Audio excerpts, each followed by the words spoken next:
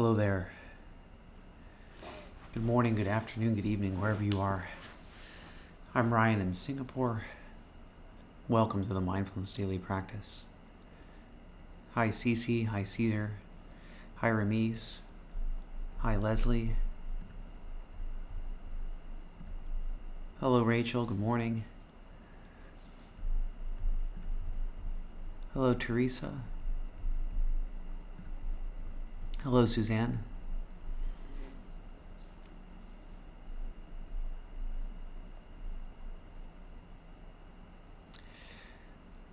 So welcome. Hello Emma. So we're continuing this series on the body scan. Oh, hello Jean. And let's see. Okay, we're continuing our series on the body scan. Yesterday we talked about, the name of the name of our meditation was "Come on, relax already."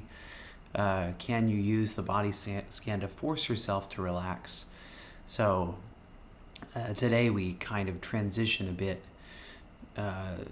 towards sleep. So of course sleep and relaxation have something in common in that, well, it's kind of hard to get to sleep if you're not relaxed. So can we, what effect does the body scan have on sleep?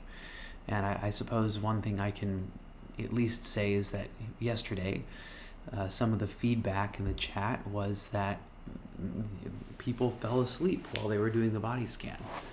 And so, so maybe there is some link between this meditation and sleep. Or at least maybe there's a relationship between relaxation and sleep. Or maybe these things aren't directly related.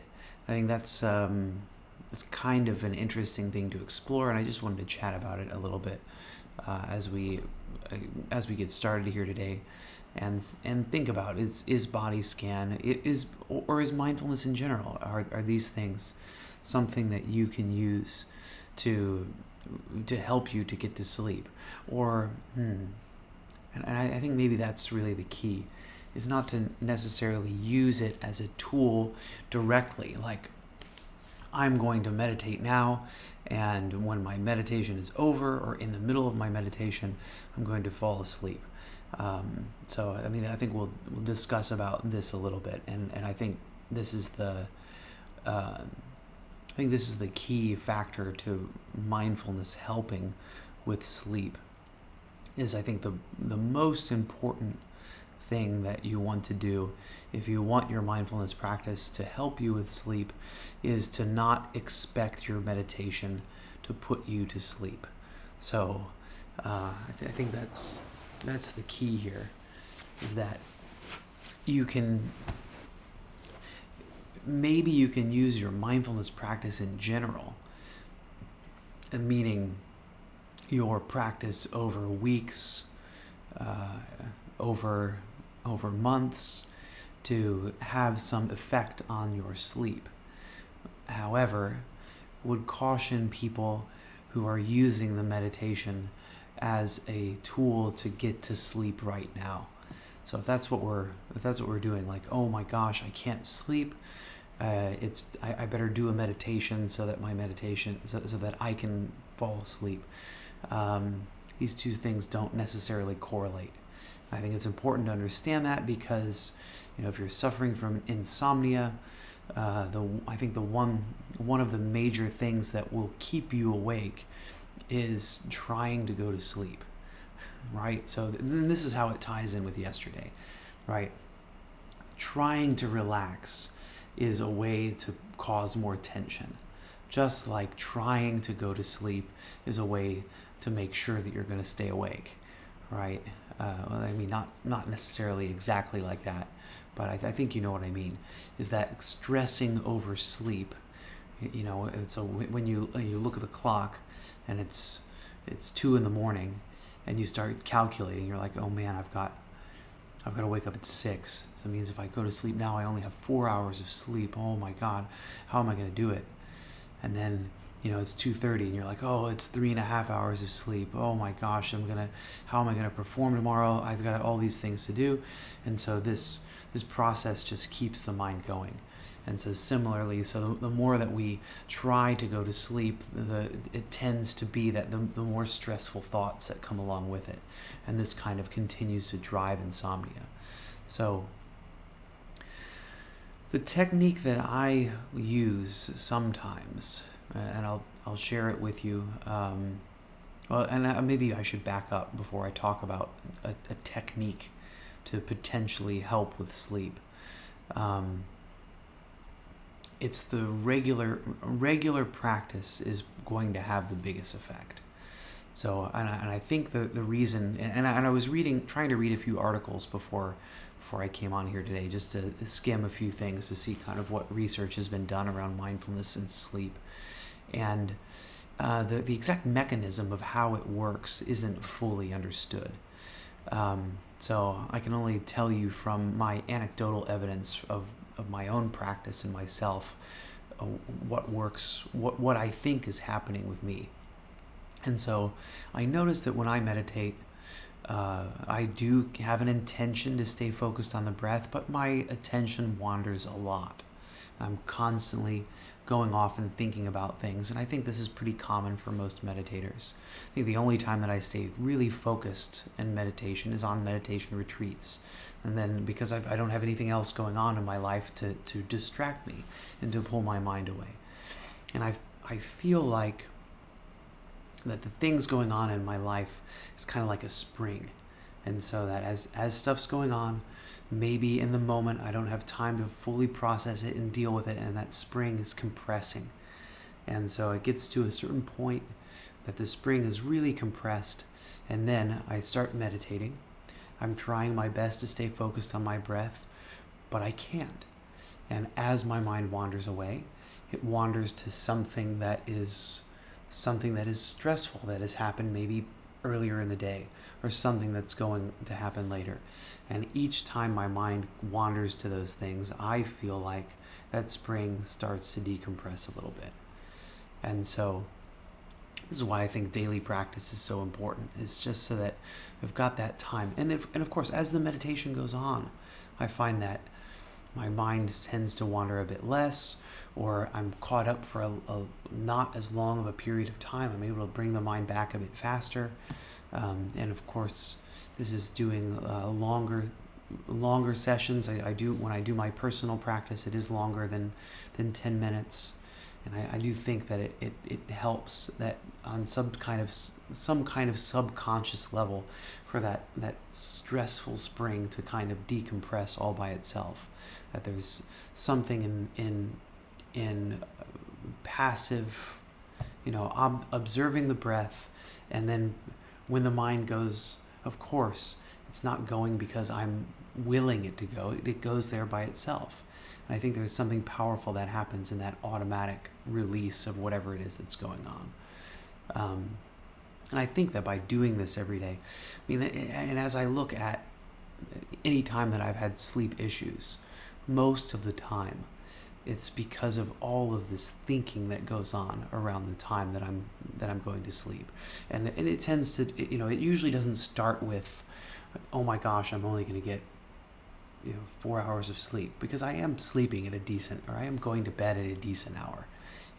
It's probably because I'm trying to process or unintentionally processing some of those stressful things that have happened throughout the day, and then my mind starts to go into a loop as it continues going through these things, and then that eventually begins, after I've sat and thought about things for 2 hours, I look at the clock and go, oh my gosh, I'm going to get a lot less sleep, and then that starts the cycle of insomnia. So that's just briefly how I think meditation works for me when it comes to helping with sleep. And I do find that sometimes in the moment when I'm in bed, or if I'm trying to take a nap, and I find my mind starting to really go off and think about stuff, and it's stopping me from sleep, just kind of go, okay, wait a minute, let's just feel the breath.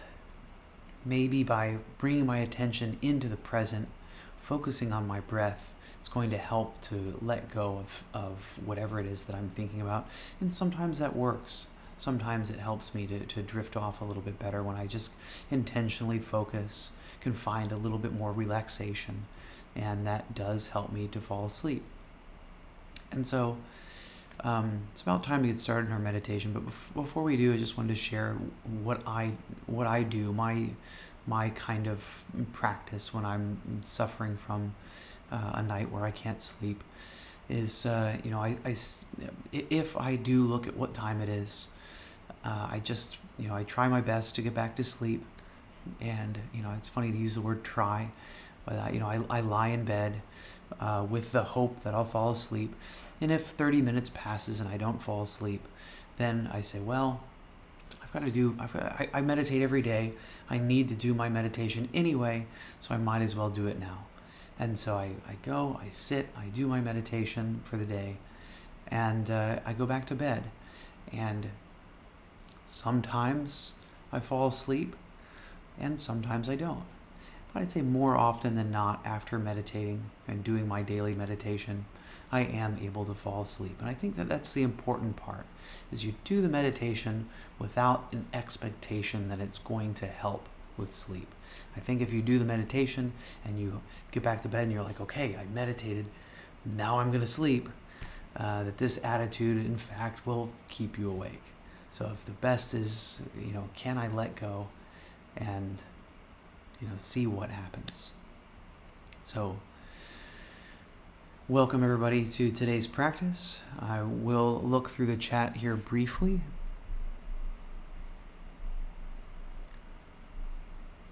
Okay, we'll look through the chat again when we finish our meditation and have some comments. But in the meantime, let's go ahead and get into it.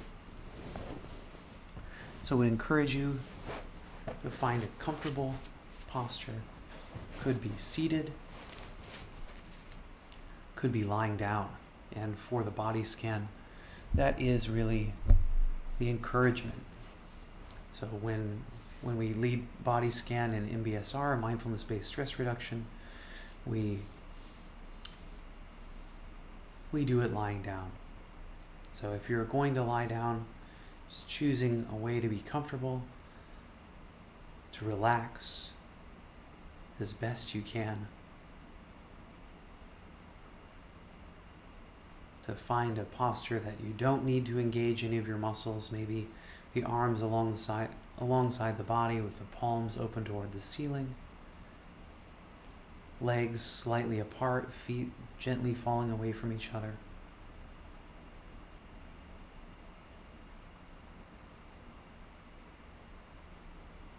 So noticing what it feels like to be sitting here or lying here right now.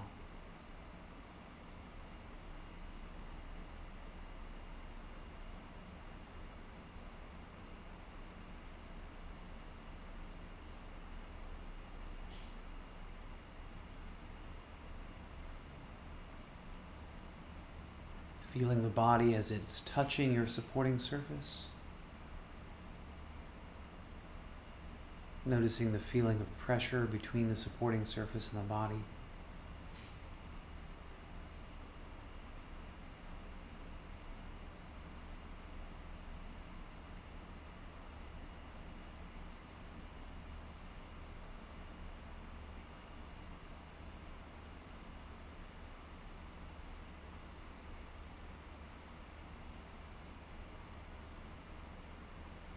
And as we come into stillness, noticing that the body does not remain perfectly still.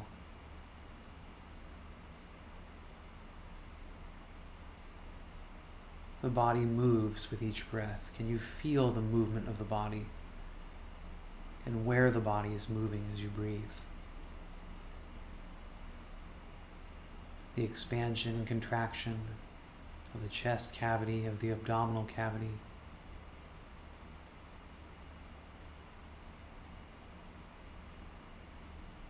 Maybe the shoulders are moving a little bit up and down as you breathe.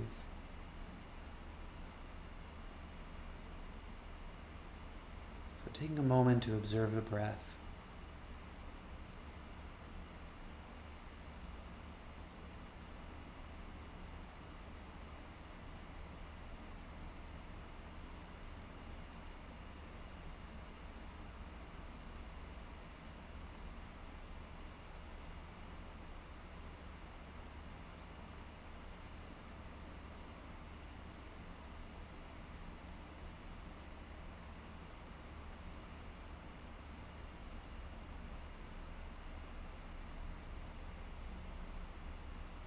And on the next exhale, we're going to bring our attention as far away from the head as possible in the body.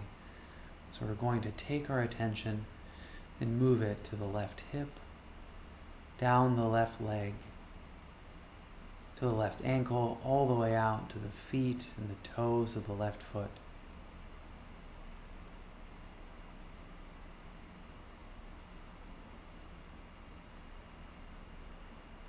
So it's like we're tuning that radio dial in. Our toes are giving us a signal, can we pay attention? So always, at every moment, every square inch, every square centimeter of our skin is giving us information. Can we tune in our radio dial? And through the static, hear whatever it is that signal may be. Can we feel the big toe of the left foot, the little toe, the toes in between, feeling them without moving them, just noticing that they're there,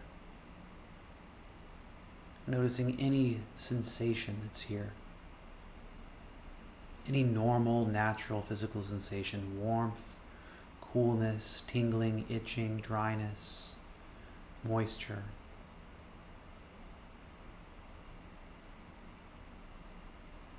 The subtle sensation of air moving through the room, the feeling of the inside of your socks if you're wearing socks. What do you notice when you bring your attention to your left toes?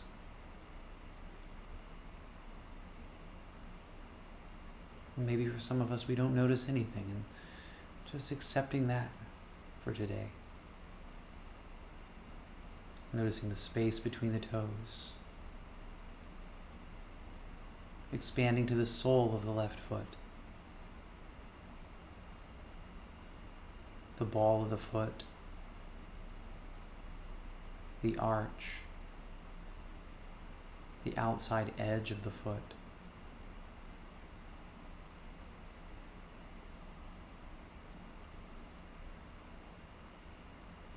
The heel,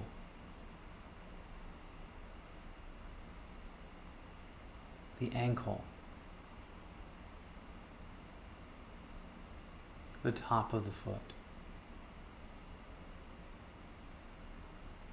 So now holding the entirety of the left foot in awareness, noticing any and all ordinary sensations that you feel here.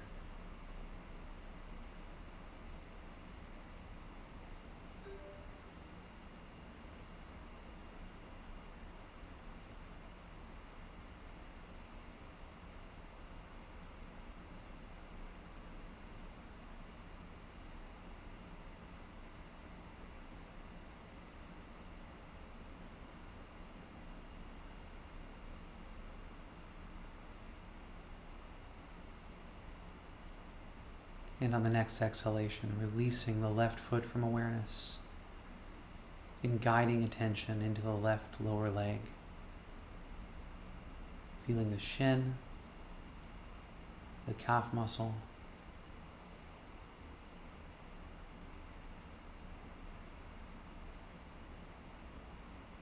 the skin around, the muscles inside, the bones inside. Contact between your skin and the clothing.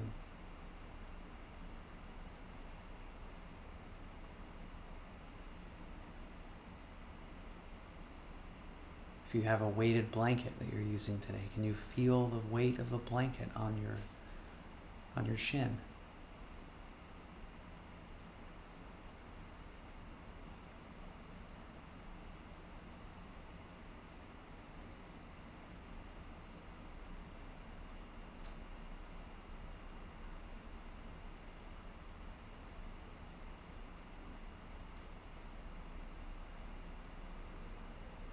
And then on the next exhale, releasing the left lower leg from awareness.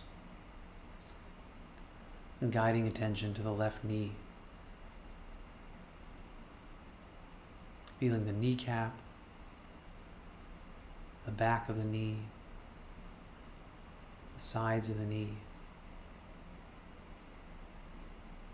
and including also now the left thigh, this larger muscle here in the front and the back of the thigh, the large bone deep within, the skin on the outside. Can you feel your clothing in contact with the skin of the left thigh? So holding everything now from the thigh to the left knee in awareness, and observing any physical sensations you experience there.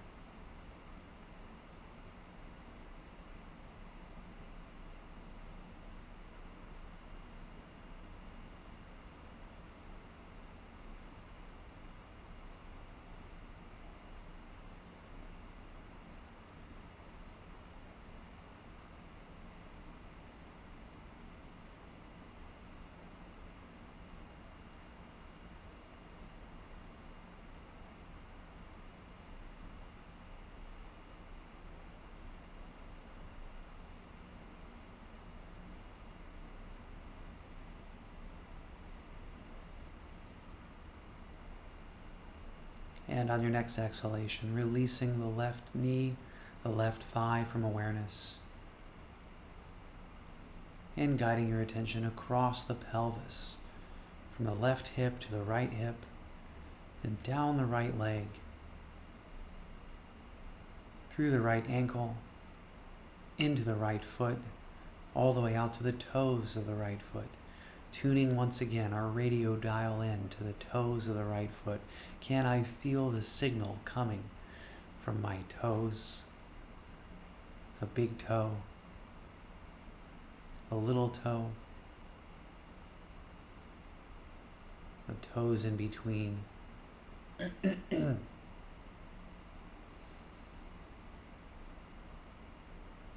The spaces between the toes.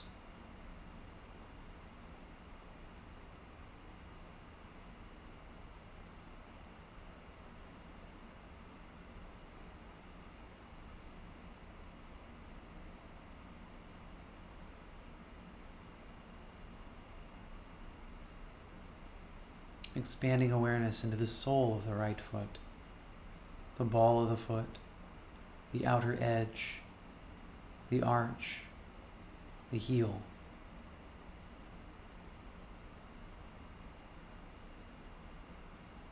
The ankle, the top of the right foot. As we hold now the entirety of our right foot in awareness.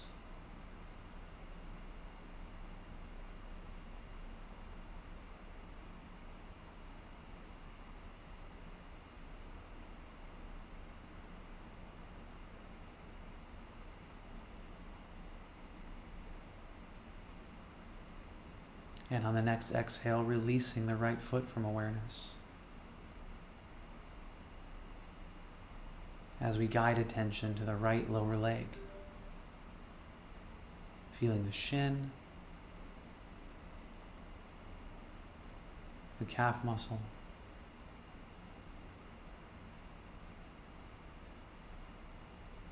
the skin around, the muscles, the bones,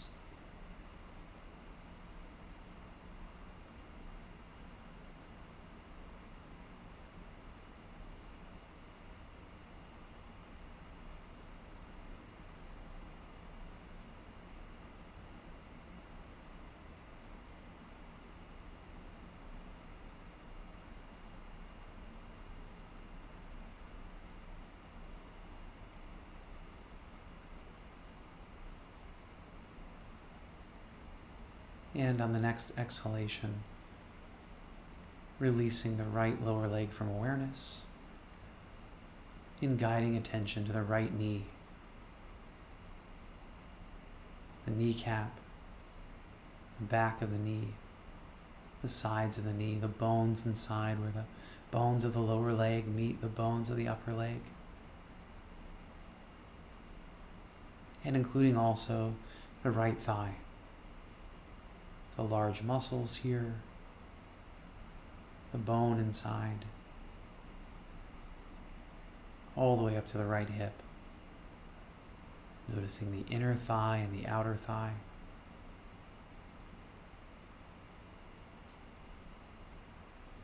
Holding everything from the right knee to the right thigh, up to the right hip in awareness.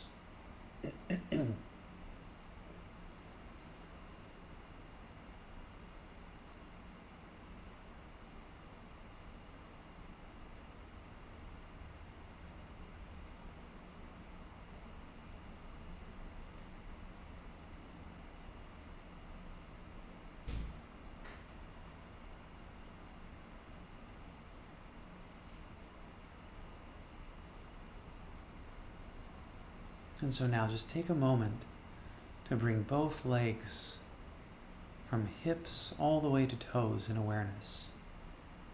Just take a moment to feel any and all sensations that you feel in your legs and your feet.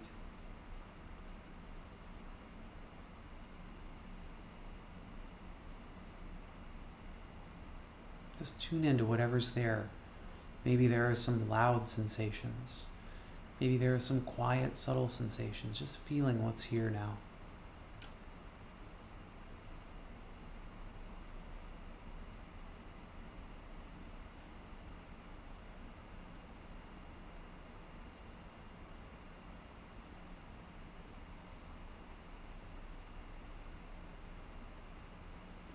And so now the time has come for us to draw our practice to its close. We'll close practice with 3 rings of the bell, and after the sound of the bell subsides, feel free to start moving your body in any way you like.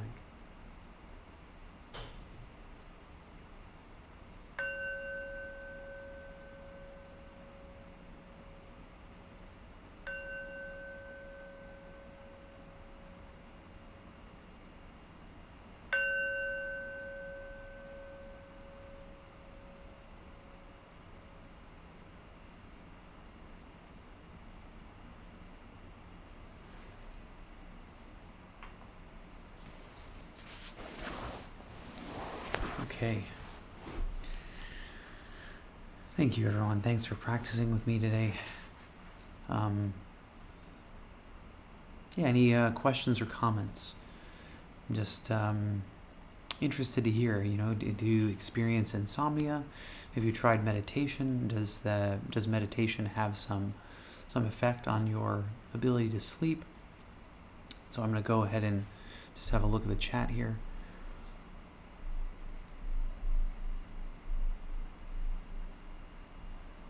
Jean shares, I don't like the word force when it comes to relaxation and sleep. Thanks, Jean. And Rachel shares that she actually slept better last night, and so maybe it could be a consequence of going through body scan.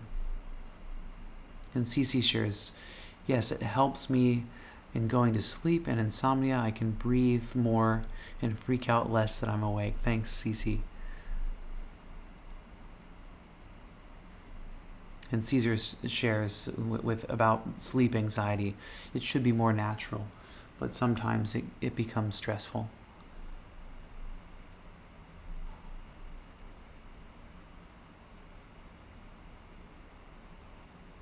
And Suzanne shares, a tool I was told to help sleep is just to tell yourself it's okay to go to sleep. And I think also, and that maybe that implies as well, it's okay not to go to sleep. I think if you have that attitude also can help. Sleep is one of the few things in life that you have to let go. You have to let go to be able to fall asleep.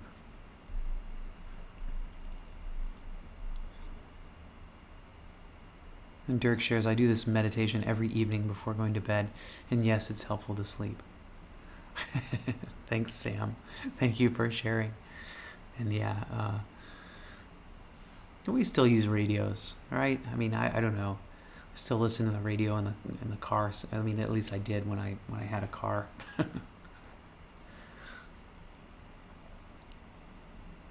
All right. Well, thanks for joining everybody today. Hope this was interesting and maybe useful. You can watch the replay again. So the replays are available on the giant video website on the internet that everybody knows about.